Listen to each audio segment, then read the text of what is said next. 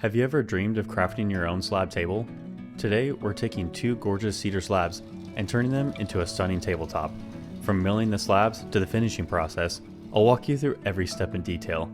This project is not just about building a table, it's about creating something truly unique with character and craftsmanship. Let's dive right in. Shop Fix. It's for the love of woodworking. The first step in any slab table project is choosing the right slabs. These two cedar pieces really caught my eye because of their vibrant grain patterns and overall character. You want to check for any major cracks, knots, or defects that might need addressing later. While imperfections can add to the aesthetic, we need to ensure that the slabs are workable. I'm using a router sled to get these cedar slabs perfectly flat. This setup allows me to create a consistent, level surface by removing high spots incrementally. By taking slow, steady passes across the surface, I take off small amounts of material with each pass.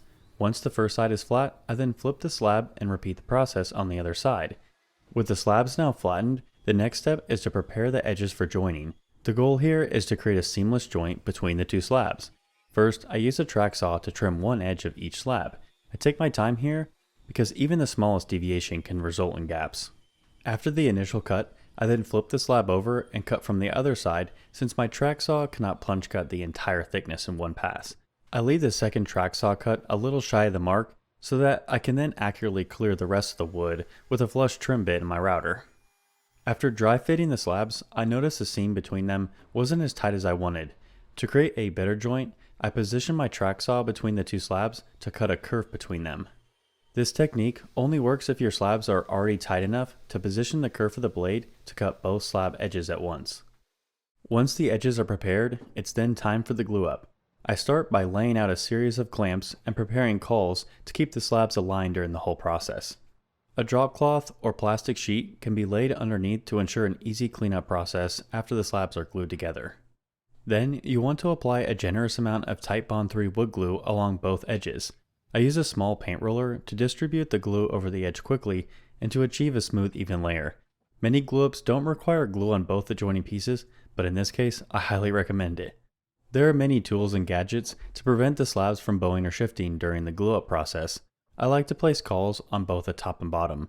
These help maintain alignment and ensure the glue joint cures straight. Another trick to make sure to maintain alignment is to not clamp too tightly, which can throw everything off. Before leaving the slabs to dry, I double check everything, the alignment, pressure, and the absence of any visible gaps. Once the glue fully dried, I remove the clamps and square it off the ends with my circular saw. To prep your slab for epoxy, start by using a chisel, wire brush, or small pick to clean out cracks, voids, and knots, ensuring the surface is clean, flat, and free of debris. These imperfections are where epoxy will bond and shine.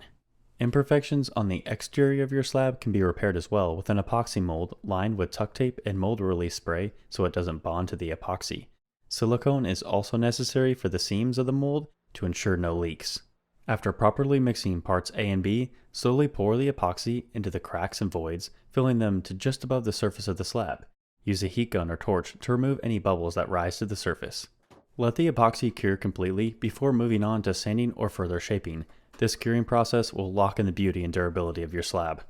Without the access to a Y-belt sander, the next best option is to use a 9-inch drywall sander. The sanding pads come in rough grits and the machine collects dust extremely well.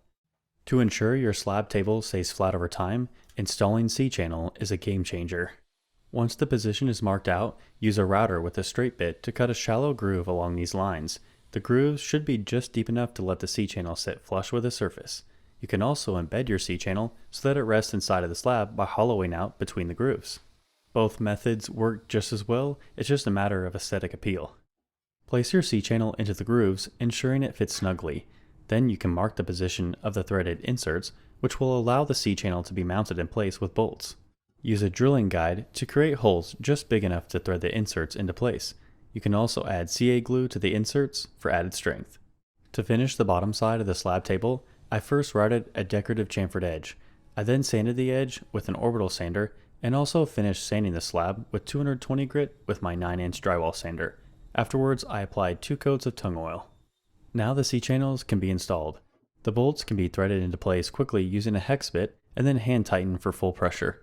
Your slab is now reinforced against warping ensuring a flat and sturdy table for years to come. Before the final sanding of the top surface of the table, I routed in a simple round over edge profile.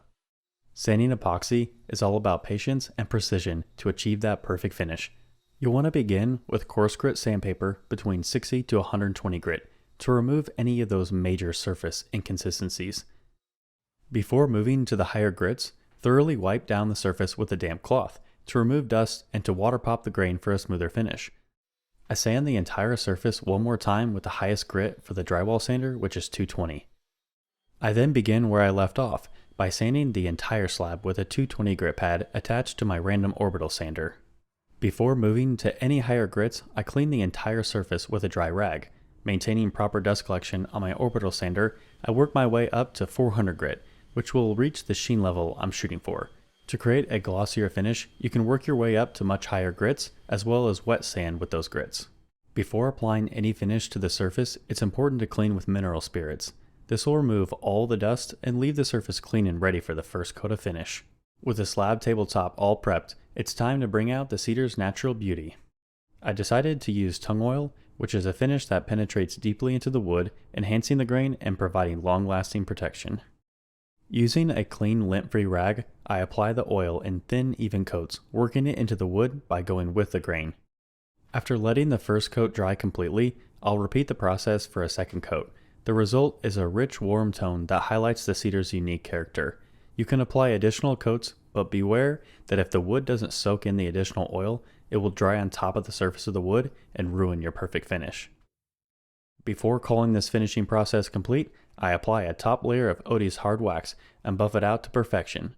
Hard wax is a top choice for any project indoors and out and will provide superior natural protection. Transporting a large slab table can be tricky, but with some planning and teamwork, it's totally manageable. My dad and I used a U-Haul for the job. It gave us plenty of space to safely secure the table during the ride. To start, we wrapped the table in thick moving blankets, making sure every corner and edge was well protected. This is crucial to avoid scratches or dings during transport. Upon arrival, we unloaded the table just as carefully and brought it into its new home. Watching the table settle into its new space and seeing the client's reaction made all the effort worthwhile. It's a moment that reminds me why I love woodworking, creating something beautiful and sharing it with others. The last step is to attach the tabletop to its base. I highly recommend using figure 8 fasteners. They're easy to install and allow for proper seasonal wood movement. From rough slabs to polished masterpiece, this project showcases the beauty of natural wood and the joy of craftsmanship. If you're inspired to create your own slab table, let me know in the comments. Don't forget to like, subscribe, and share for more woodworking adventures. Thanks for watching, and I'll see you in the next one.